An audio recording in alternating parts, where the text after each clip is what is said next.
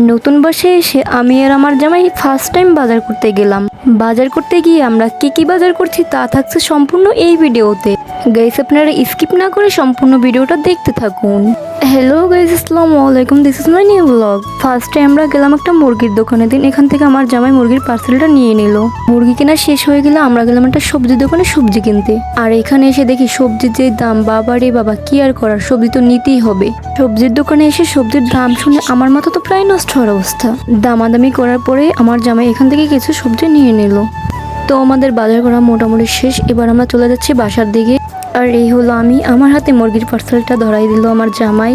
আর কিছু তরকারি ছিল আমার হাতে, এটা নিয়ে আমি সামনে হাঁটতেছি আর আমার জামাই পিছনে ছিল, মানে আমাকে ভিডিও করে দিচ্ছে। আর রাস্তাতে এত পরিমাণ লোক ছিল যার কারণে ঠিক মতন ভিডিও করতে পারি না। এরপর সামনে আস্তে আস্তে আমার জামার চোখে আরো একটা সবজি দোকান পড়লো। আমার জামাই এবার লাল শাক খেতে খুব পছন্দ করে, তাই এখান থেকে কিছুটা লাল শাক কিনে নিল। দিনের পর ও আসলো একটা হোটেলের সামনে।